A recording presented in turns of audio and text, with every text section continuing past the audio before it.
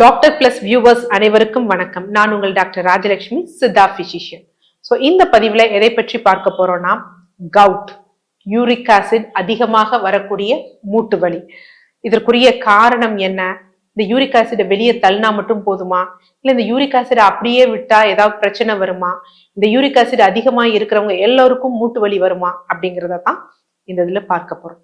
ஆக்சுவலா இந்த cout arthritis இல்ல ஹைப்பர் யூரிசீமியான்னு சொல்லுவோம், ரத்தத்தில் யூரிக் ஆசிட் அதிகமா இருக்கிறது இன்றைய காலகட்டத்துல கொஞ்சம் ஜாஸ்தியா தான் இருக்கு. ஆண் பெண் இருப்பாளருக்கும் இருக்கு, பட் பெண்களை விட ஆண்களுக்கு என்ன அப்படின்னா இது கொஞ்சம் அதிகமாகவே தான் இருக்கு. இந்த யூரிக் ஆசிட் அப்படிங்கிறது என்ன அப்படிங்கிறது புரிஞ்சுக்கலாம். சோ யூஸ்வலா என்ன அப்படின்னா, நம்ம ஒரு உணவுகள் எடுக்கிறோம். அந்த உணவு எடுக்கிறப்ப அது புரதம், அது பிரேக் டவுன் ஆகும். சோ கல்லீரல் அதை இது பண்ணும். அதுல இருந்து என்னன்னா சில சமயம் பியூரின் அப்படிங்கிற ஒரு விஷயம் இருக்கும். சோ இந்த பியூரின் அப்படிங்கிறது நம்ம உடம்புக்கு தேவை.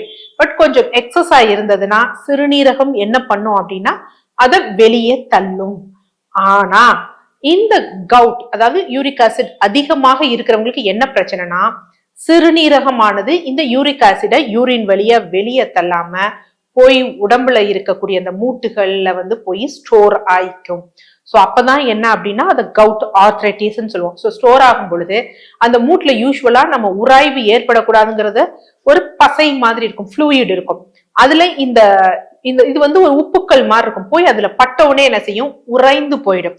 உறைஞ்சு போனோடனே மூட்டுகளை நீட்டி மடக்குவதற்கு கஷ்டமா இருக்கும், மூட்டுல வலி இருக்கும், ஊசி குத்துற மாதிரி இருக்கும், சில சமயம் உஷ்ணமா எரிச்சல் இருக்கிற மாதிரி இருக்கும். அடுத்து என்ன அப்படின்னா, சில சமயம் அந்த பியூரின் அப்படிங்கிறது நம்ம நிறைய சயின்ஸ் படிச்சிருக்கவங்களுக்கு தெரியும்.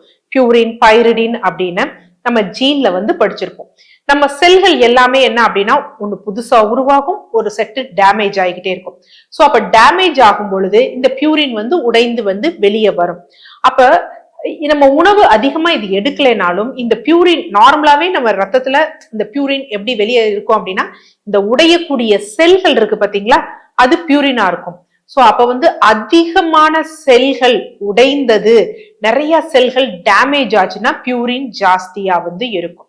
இப்ப நிறைய நோய்கள், நிறைய மெட்டபாலிக் டிசார்டர்ல இல்ல கேன்சர் போன்ற விஷயங்கள்ல பியூரின் ஜாஸ்தியா இருக்கும். அப்ப இந்த பியூரினும் ஜாஸ்தியா இருந்து நம்ம உணவு வழியாவும் பியூரின் ஜாஸ்தியா இருந்தது அப்படின்னா நம்ம உடம்பு அதை வெளியே தள்ளப்படாமல் கஷ்டப்படும். இந்த பியூரின் தான் யூரிக் ஆசிட் இருக்கு பாத்தீங்களா, அதோடைய சோர்ஸா இருக்கும்.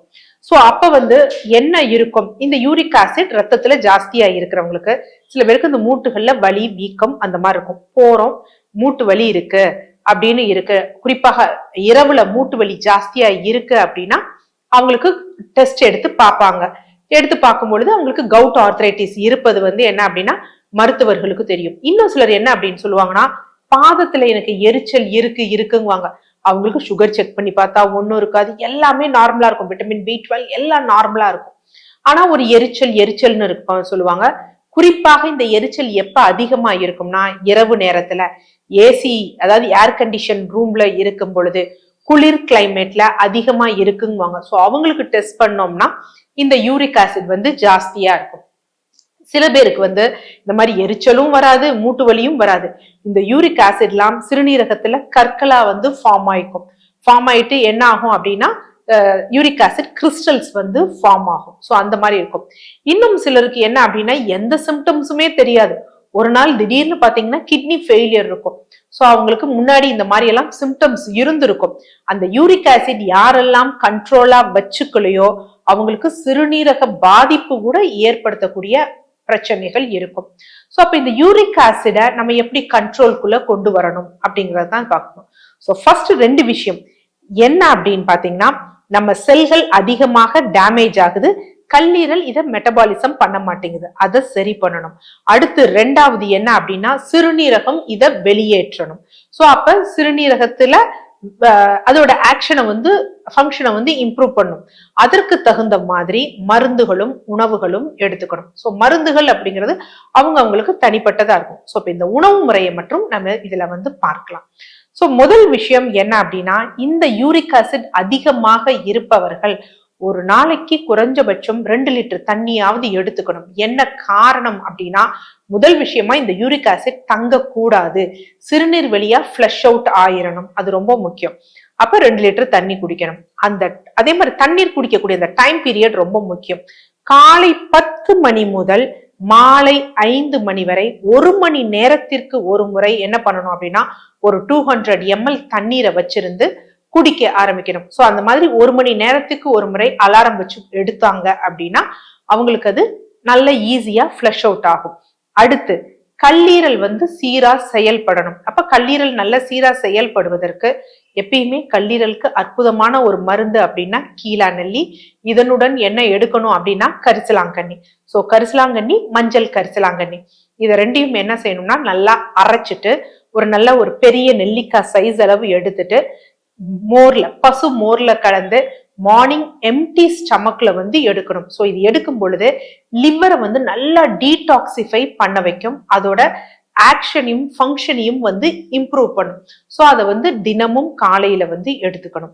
அடுத்து 3வது விஷயம், இந்த யூரிக் ஆசிட் அதிகமாக இருக்கிறவங்களுக்கு இல்ல இந்த கவுட் ஆர்த்ரைட்டிஸ் இருக்கிறவங்களுக்கு மலச்சிக்கல் இருக்கக்கூடாது. அதாவது தூங்கும் போது மனச்சிக்கல் இருக்கக்கூடாது, காலையில் எழுந்திருக்கும் பொழுது மனச்சிக்கல், இது ரெண்டும் இந்த யூரிக் ஆசிட் இருக்கிறவங்களுக்கு இருக்கக்கூடாது. யூஸ்வலா இந்த கவுட் ஆர்த்ரைட்டிஸ் இருக்கிறவங்க எல்லாம் ஏதோ ஒரு ஸ்ட்ரெஸ்ல இருப்பாங்க. கடன் தொந்தரவு, இஎம்ஐ, குடும்ப பிரச்சனை, அதுல உள்ளாகி இருப்பாங்க. அதனாலதான் இது பெண்களை காட்டிலும் அதிகமாக யாருக்கு இந்த கவுட் பிரச்சனை வரும் அப்படின்னா ஆண்களுக்கு வரும். சோ அதனால தினமும் இரவு படுக்கும் பொழுது நல்லா ஒரு திரிபுலா சூர்ணமோ மலச்சிக்கலுக்கு ஏதாவது ஒண்ணு எடுத்துக்கணும், அது ரொம்ப முக்கியம்.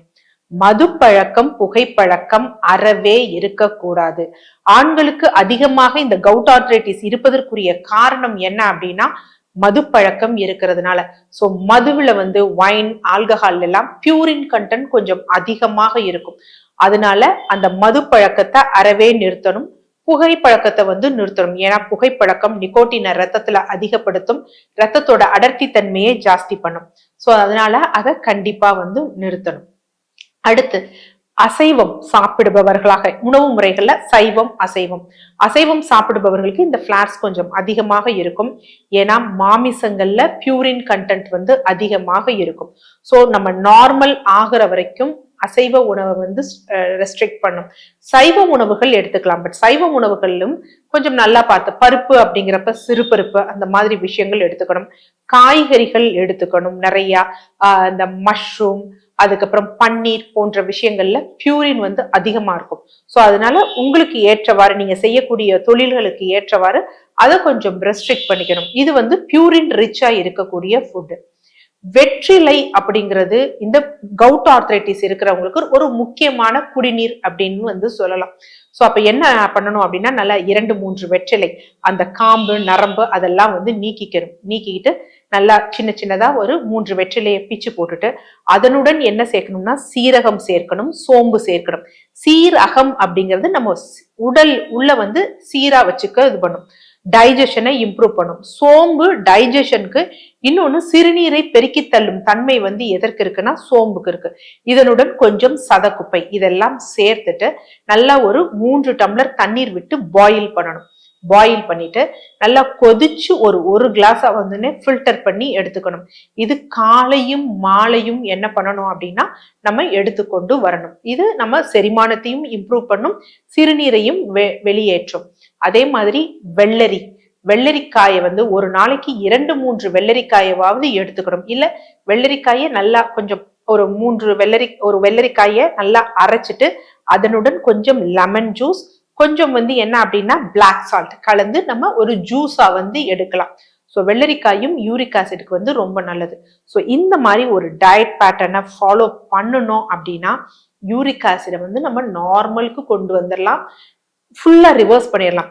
யூரிக் ஆசிடை அதிகமாக பெருக்கி தள்ளக்கூடிய மருந்துகள் மார்க்கெட்ஸ்ல இன்னைக்கு இருக்கு, சில நவீன மருந்துகள். அந்த மருந்துகளை எடுக்கும் பொழுது நீங்க பார்த்து எடுக்கணும். அதையே நம்ம இதெல்லாம் சாப்பிட்டுட்டு மருந்துகளை எடுக்கலாம் அப்படின்னா கண்டிப்பாக சிறுநீரக செயலிழப்புலதான் கொண்டு போய் விடும். அது மாதிரி அந்த மருந்துகள் எடுக்கும் பொழுது அதுலயே நிறைய செட்ஸ் ஆஃப் மருந்து இருக்கு. சில மருந்துகள் எடுக்கும் பொழுது உங்களுக்கு யூரிக் ஆசிட் குறையலாம், ஆனா உங்க கல்லீரல் சீரா இருக்கான லிவர் ஃபங்க்ஷன் டெஸ்ட்டை பீரியாடிக்கா டெஸ்ட் பண்ணணும். யூரிக் ஆசிட் நார்மலா இருந்து லிவர் ஃபங்க்ஷன் சீரா இல்லை அப்படின்னா அது உங்களுக்கு சிறுநீரக செயல் இழப்பை ஏற்படுத்தும். ஸோ எல்லாவற்றையும் விட ஹைப்பர் யூரிசிமியா அப்படின்னு சொல்லக்கூடிய யூரிக் ஆசிட் அதிகமாக இருக்கக்கூடியது, உப்பு நீர் வாதம், கவுட் ஆர்த்ரைட்டிஸ்க்கு ஒரு ஃபுல் ரெக்கவரி என்ன அப்படின்னா லைஃப் ஸ்டைல் சேஞ்சஸும் உணவு மட்டுமே தானே தவிர ஒரு பொழுதும் மருத்துவமும் மருந்துகளும் கிடையாது. நன்றி.